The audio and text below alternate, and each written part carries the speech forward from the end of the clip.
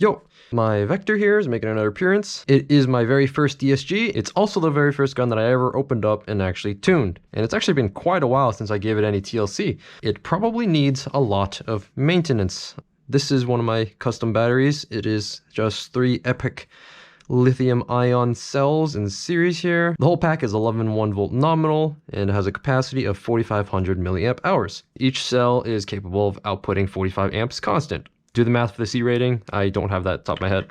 Note the gun is not live yet because of the physical electronic cutoff that Crytek's Vector has incorporated. So this actually cuts power. Ooh, that sounds bad. Wait a minute. There's a BB in here. There we go. Oh, that sounds so bad.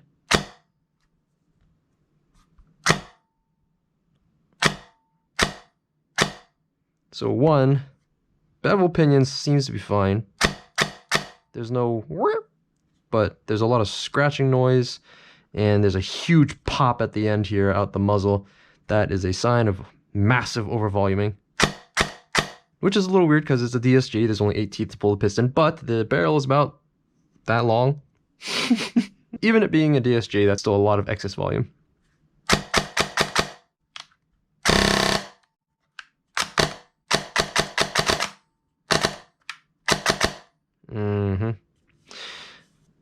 Let's see what's going on. So this gun should be clocking at around 40 something RPS, if I remember correctly.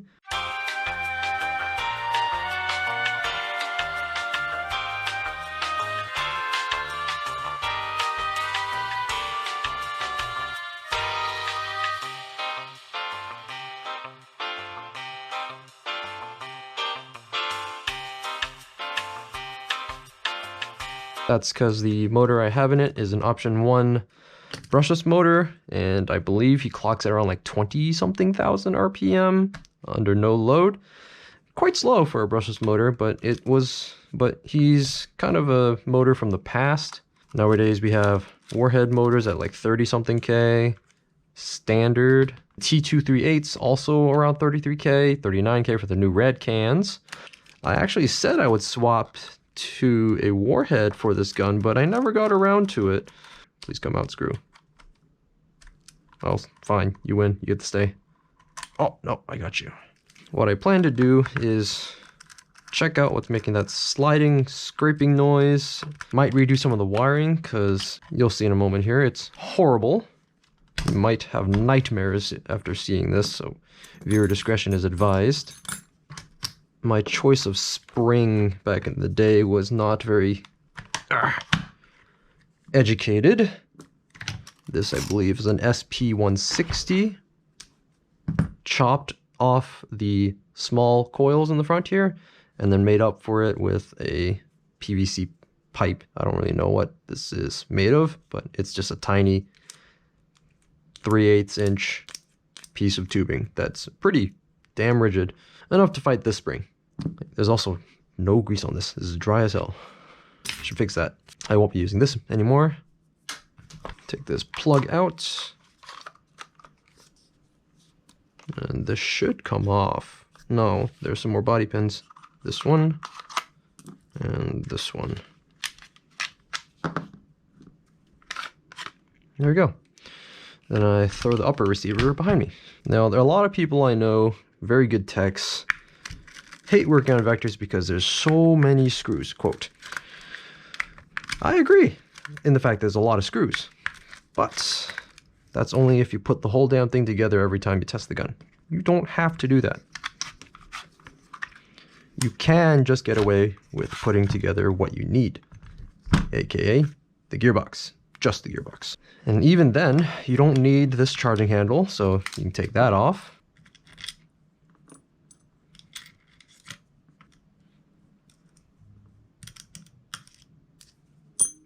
Charging handle out. 4 screws keeping the outer barrel in.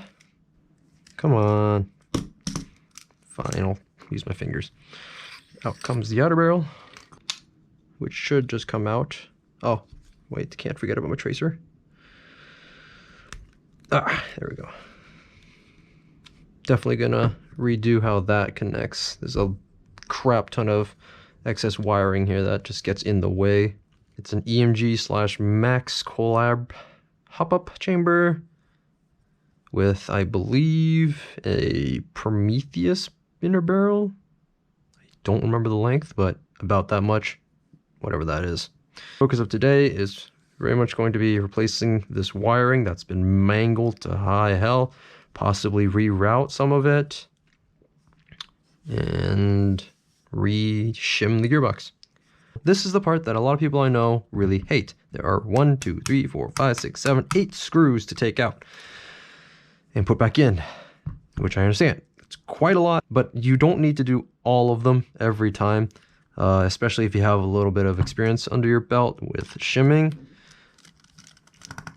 You can just tighten down only the screws directly around the gear axle you're shimming until you're done with all of the gears, then put them all down and test with that. Man, oh man, these screws are very damaged. That's what I get for using a shitty screwdriver back in the day. This guy here, way better. I won't be damaging it anymore, at least. And look at this guy. He's practically a circle. Managed to pull him out without doing any more damage to it. Definitely invest in a quality set of screwdrivers, or screwdriver bits in my case. It'll save you quite a bit of headache, especially if you work on multiple guns, or frequently work on guns. Now I did this a little bit out of order because it's been a while. You have to also take these two screws off, holding the motor in, and out comes the motor. Tappet reset. Oh my god, these connectors are so mangled. Off comes the top half of the gearbox. Have some foam in here. Don't think it does anything, but there was a space and I had foam and I put it in. Okay, let's see how the piston's doing. Oops.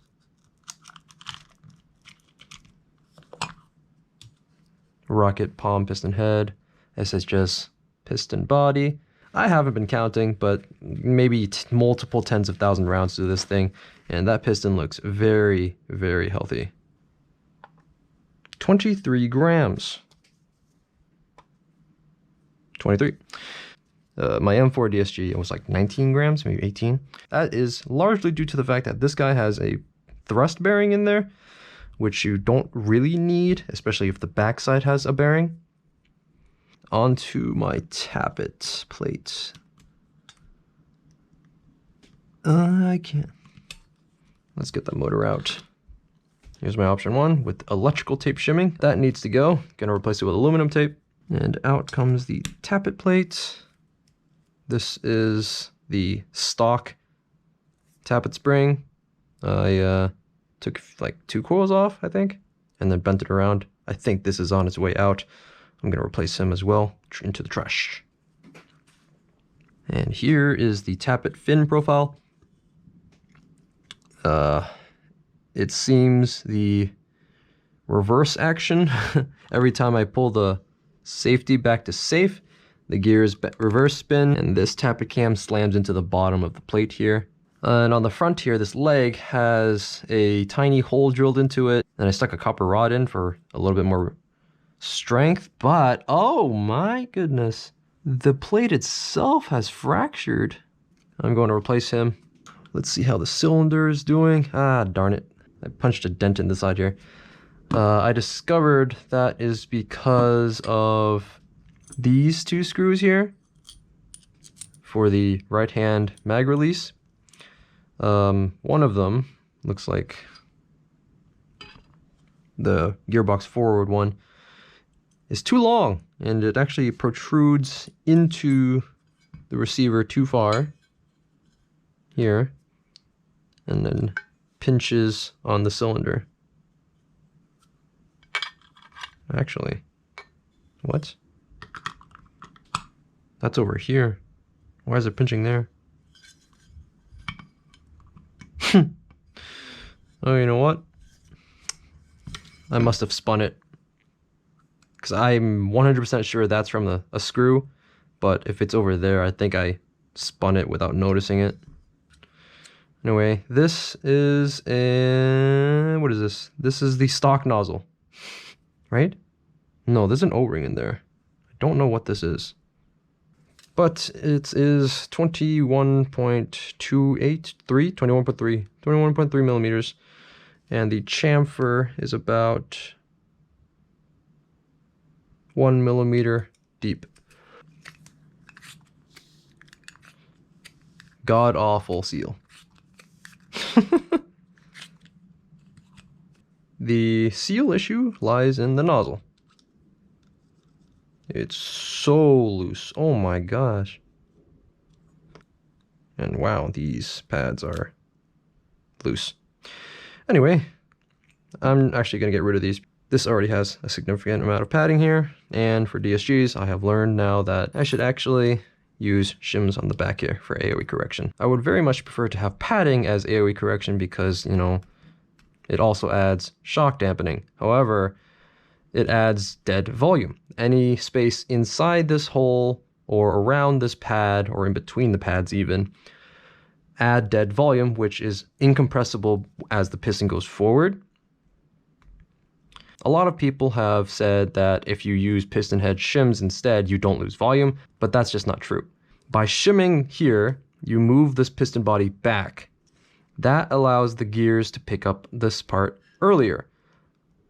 But at the same time, that means the piston head itself doesn't travel back as far as it did without the shim, meaning the amount of compressible volume is the same, no matter if you put the pad here or here. Moving on, this piston head also has to go because lately I've been using X-ring piston heads for everything. I could just take this off and put an X-ring on there, but I like the shape and where the ports are on the FPS soft air piston heads. I mentioned earlier that this piston only weighs as much as it does because of the thrust bearing in there. If you replace the thrust bearing with a low friction washer / spacer like this, the spring can still spin freely and it'll be lighter.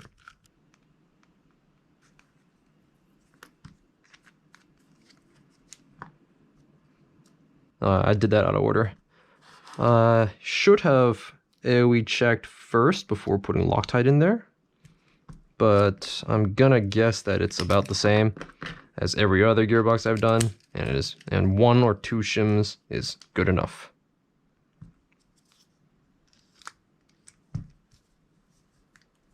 We'll check in a bit.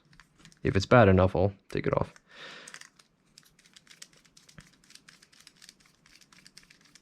I'm actually going to replace this cylinder. There's a bump in here, and it goes into there, and that'll affect how this seals as the piston goes forward across the bump. I got nothing.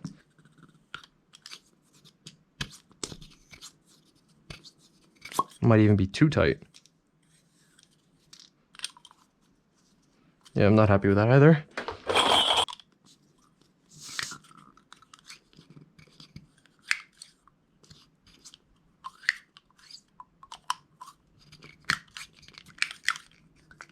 I like that a lot better. And here, my box of nozzles.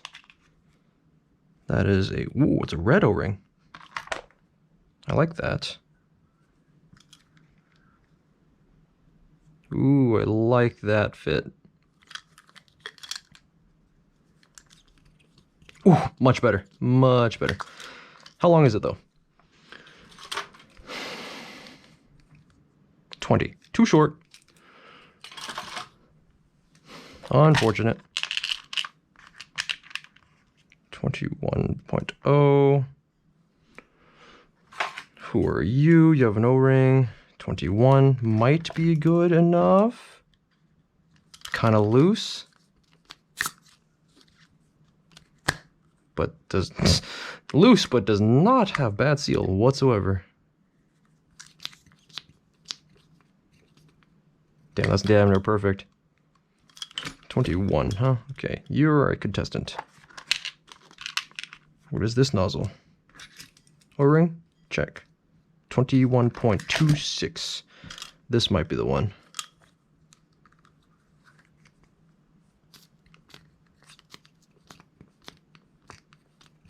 That is a damn good seal. All right, we're going with him. Unless we get feeding issues, then we'll reopen this.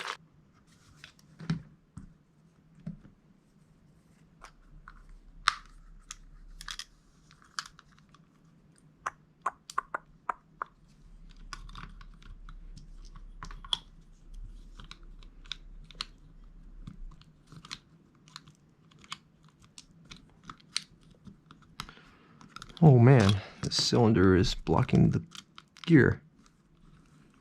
There we go.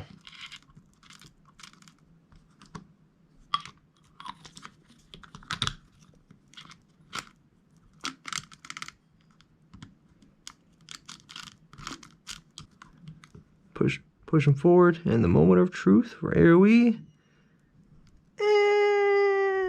Let's put one more on there. Make sure it's centered in the hole.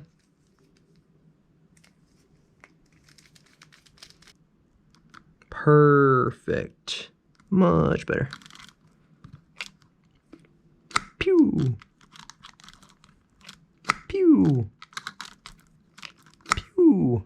Okay, let's check the shimming now.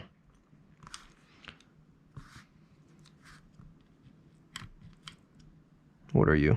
Crytek spur. Ah! Ooh, the gear itself has taken some damage, but that, I don't know, actually. I think all this damage is when I was first making the gun. But not much more has been done to it after I got things right. Yeah. There's a little bit of damage, but let's replace them. Random shims that I don't know the brand of. I think they're Promi shims. They're metal, at least. Now, I have a sneaking suspicion that some of these bushings are loose, like this guy. And a loose bushing means scraping sounds. What happens is, under no load, if you spin this spur, perfectly fine. But under load, and there's a spring in the system, the sector is pushed that way, pushing the spur that way, snagging on the bushing, and possibly spinning it in the slot, making ugly noises. So I gotta clean that out and reapply them. How about the bevel? Bevel's good. Ooh, the sector one is loose too. There we go, 2 loose bushings. Look at all that nasty wiring. I'm gonna take the ETU out while I'm here.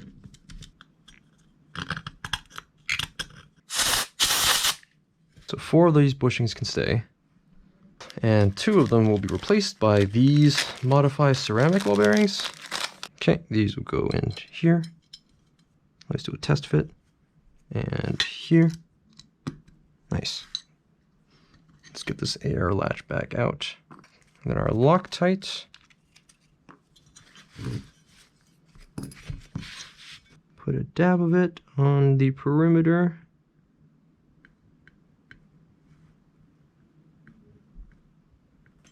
Insert the bearing. Careful not to get the juice inside the race.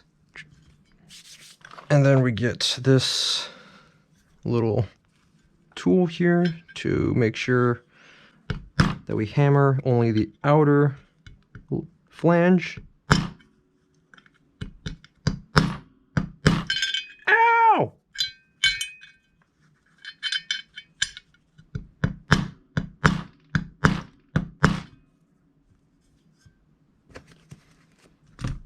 Then we wipe away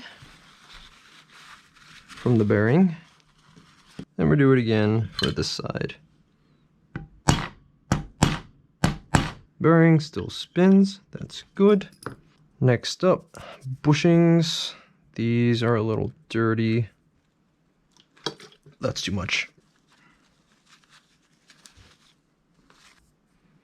I don't have to be as careful with the bushings because they're just chunks of metal.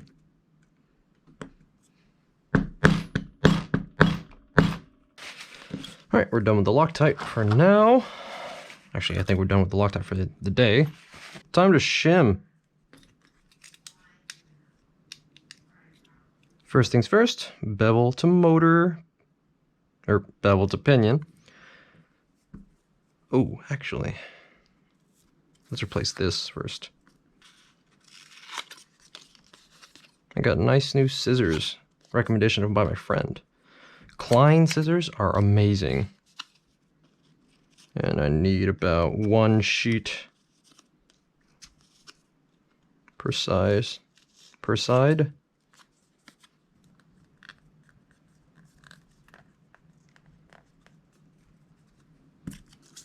All right. Wow, that pinion looks perfectly fine. Huh. Oh.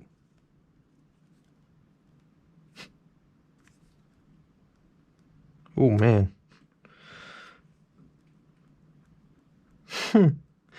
I forgot I did this.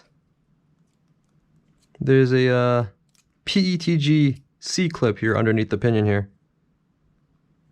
Its purpose was to prevent the armature from shifting like this, but clearly it doesn't do its job, especially when it starts heating up and melting. Yeah, look at that deformation in there. Goodbye. That's another thing I need to do. Desolder the ESC and shim this in place. There we go.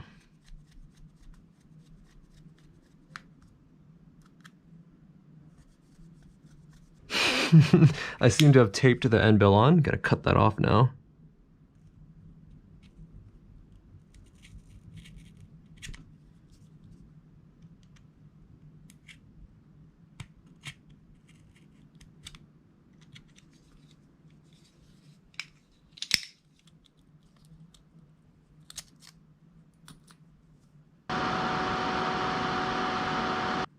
Oh, I need more cutting.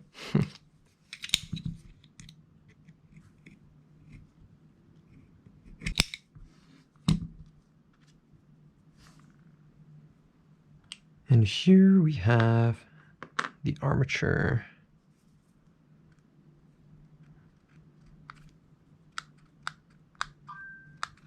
And as you can see, you can't take it out with the pinion on the front. So we gotta take that off.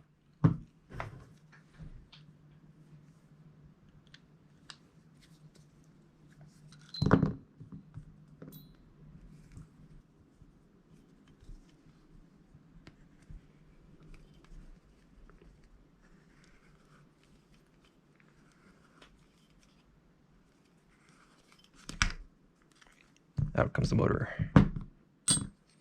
And now I should be able to just push this armature out. There we go. Brushless motor armature.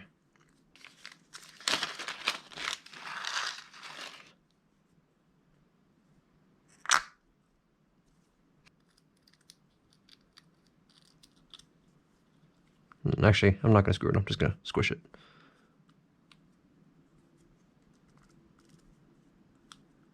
Looks like 1 is actually perfect for this.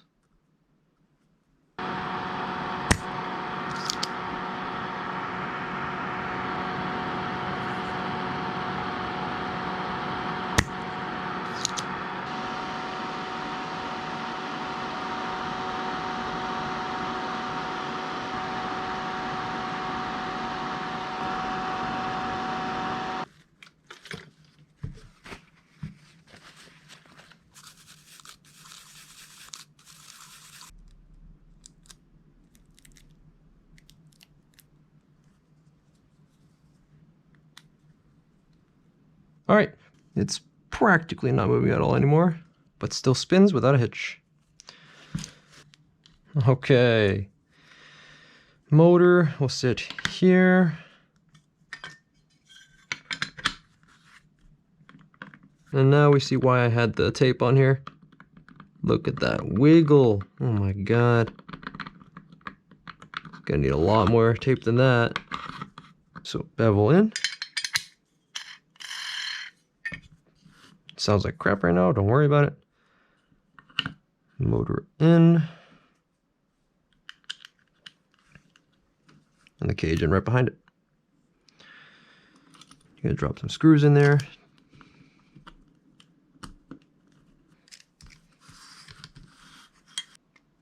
adjust this screw like normal.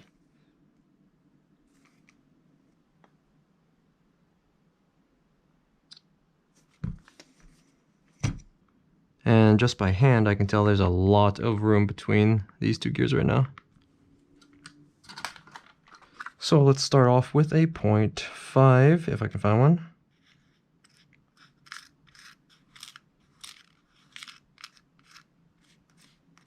Here's one.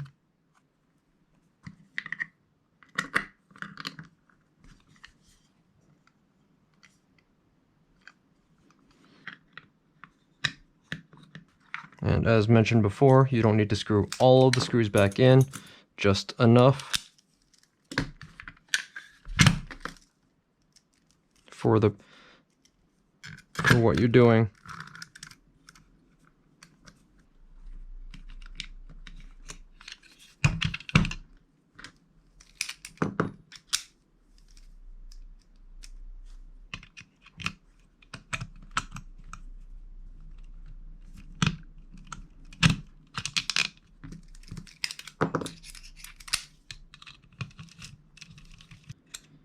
And a 0.5 is too much. Completely locked up.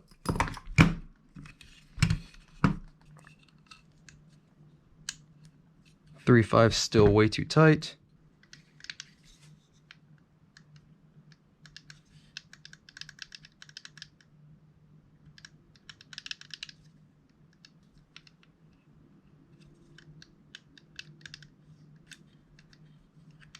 It would seem that the issue isn't... It would seem that I've actually maxed out how many shims I can have in here with these modify bearings in here. I would preferably have a shim on both sides, but it doesn't look like I'm going to be able to do that with bearings in these slots. So I'm just going to deal with this amount of play. Let's see how it sounds.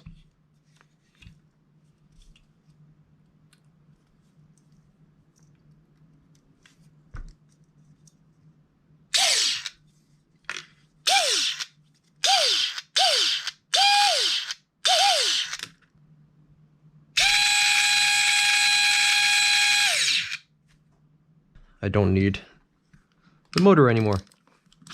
Spur time. Where's my spur? There he is. He's got a shim on there already. That might be fine, actually. Yeah, he's really low.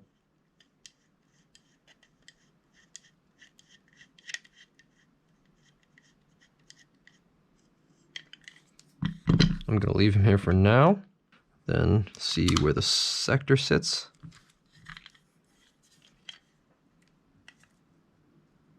The sector's already riding higher than the spur. I'm just going to get a 0.1 for good measure. Let's see.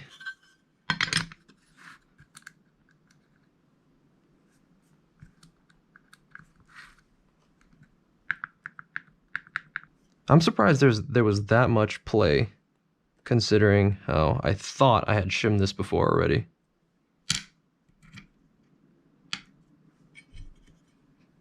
I just put the 0.5 from earlier in there. Let's see if he still clears the bevel. Yep, bevel's perfectly fine. A little bit of movement. Let's see how it is with the screws down around it. Ow.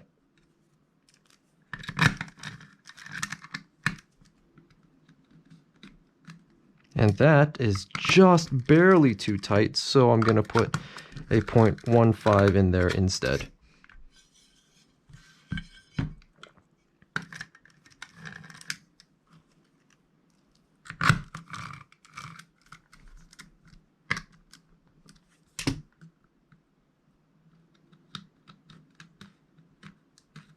Perfect. Gonna put one over here, form a triangle around the gear.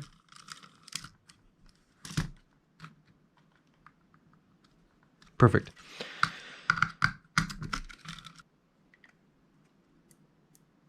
The sector clears by like 0.15 millimeters, so I'm good to go with the spur now.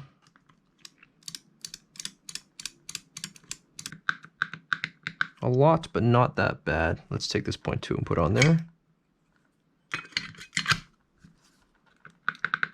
Still quite a bit. Let's try the 0.5.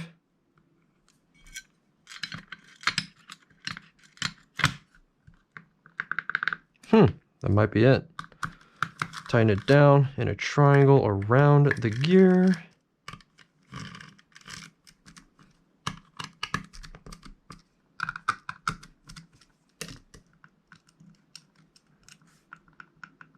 And that is perfect. All right, all the gears shimmed. That was quick. Let's put him back.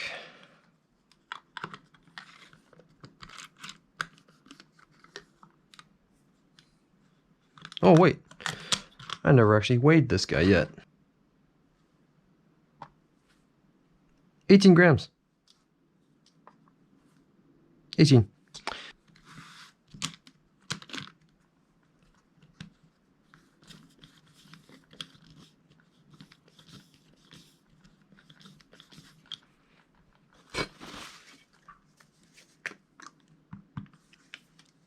That is a lot more lube than I wanted.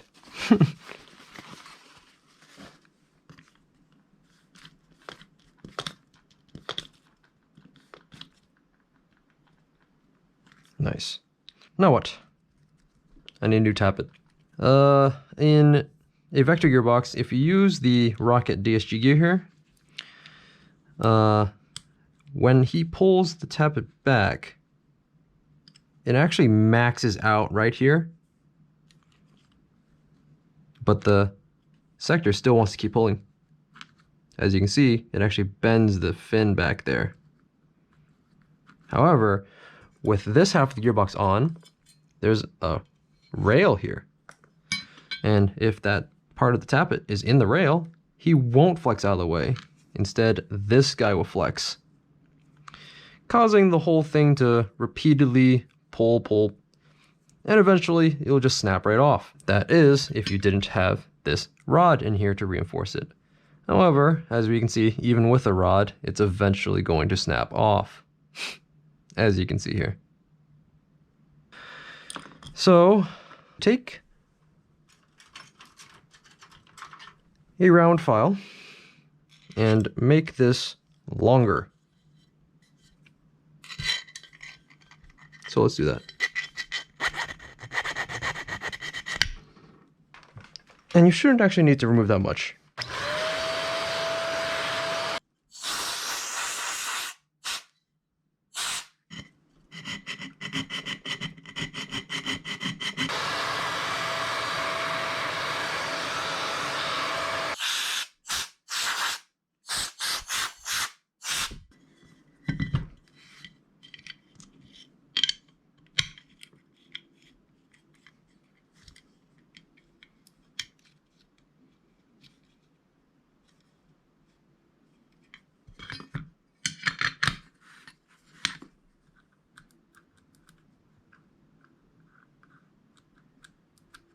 And just like that, problem solved.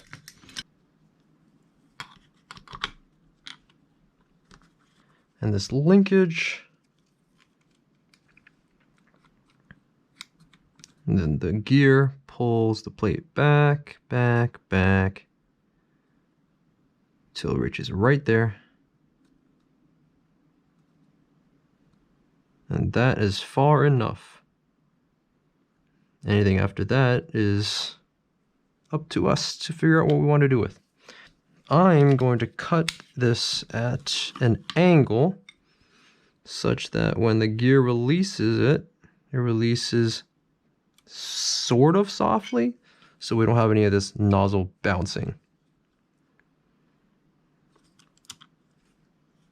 And right about there is when it maxes out, so I want to cut above that mark. Let's do that. It's cut like that, so when we release, it slowly goes forward and then it seals. As mentioned before, when I flip to safety, the gears will backspin and then come up and slam into the plate. With this current profile, that cam would actually pull the plate back again, potentially causing a double feed. So I'm gonna take this ramp profile and cut it at another spot. Where do I cut it? Right about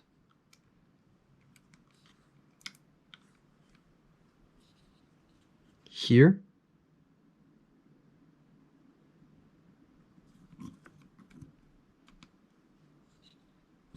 Like that. Pull, pull, pull, pull, pull, pull, pull, release, soft, backspin, and I'd say that's a decent amount of room for back drive. I still have the electronics here to do, but it's really late, so I'm gonna do this. I'm gonna finish this tomorrow.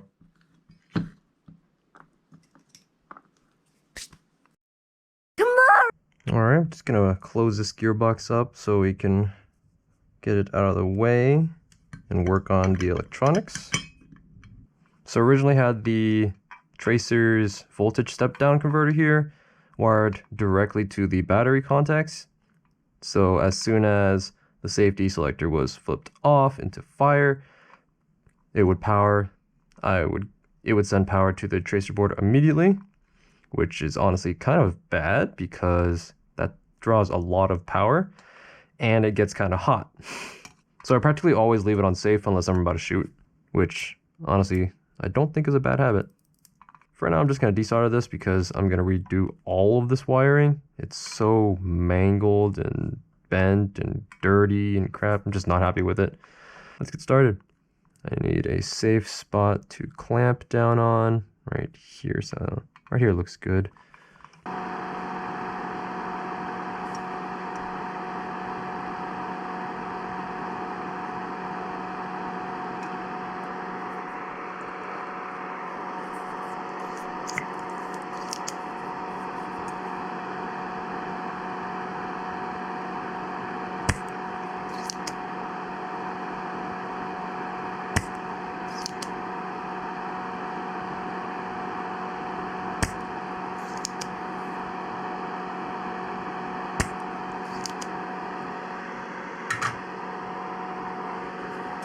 Next, desolder these two motor wires.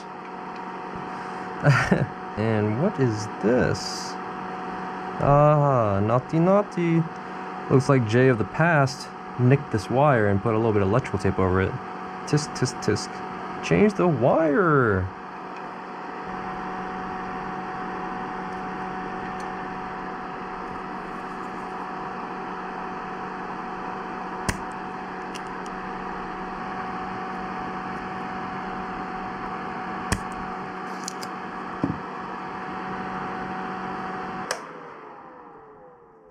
And that's the entire electronics board for the Perrin Chris Vector ETU.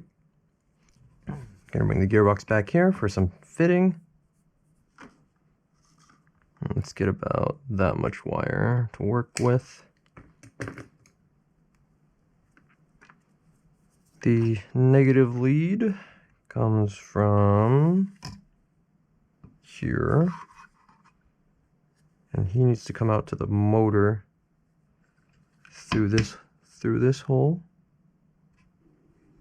And how will I connect you? Do I wrap around? Do I wrap through here?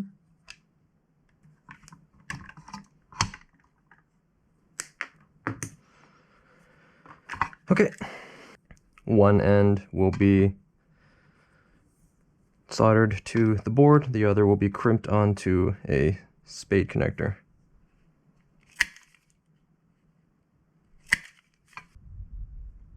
And then we crimp.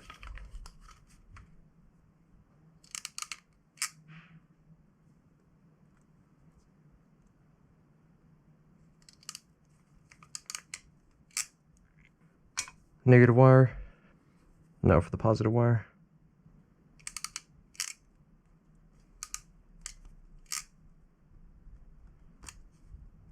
Heat shrink on.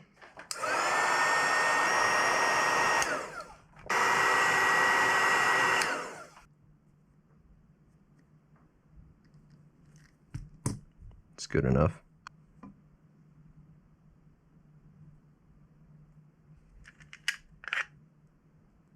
Ooh, that's tight.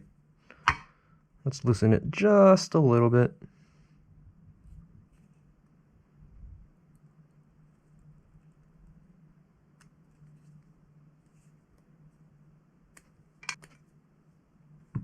Now we tin the back end so we can solder it to the board.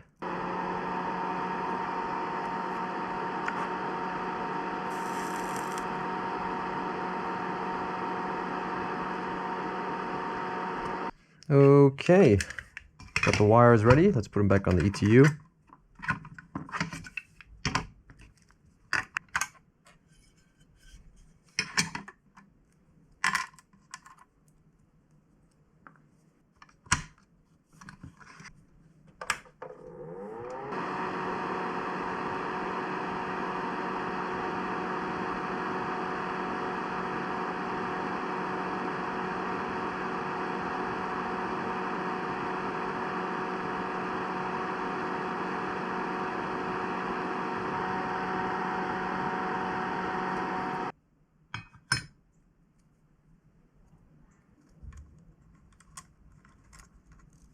Get in. Right there. Yeah. Go. There we go. Ooh.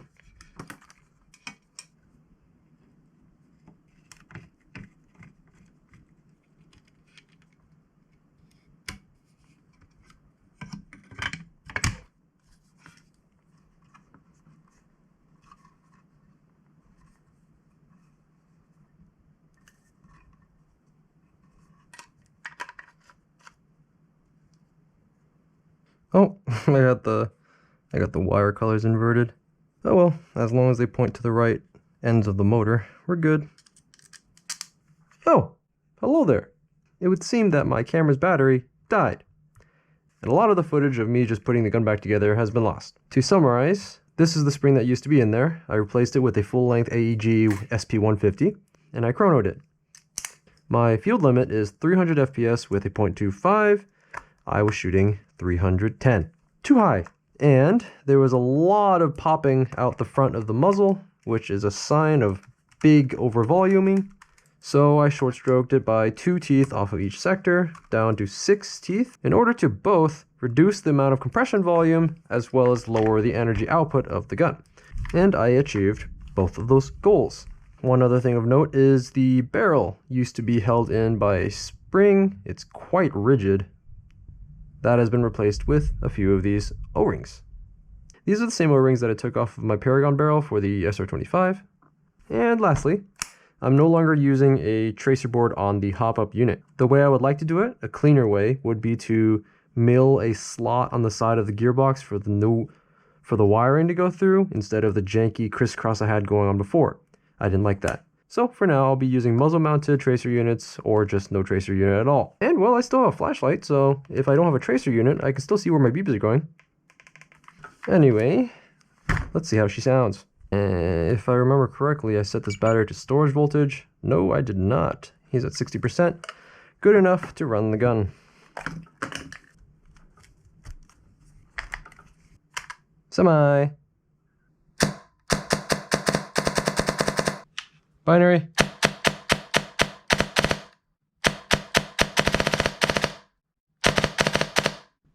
Seems like I can actually outrun the gun. Full.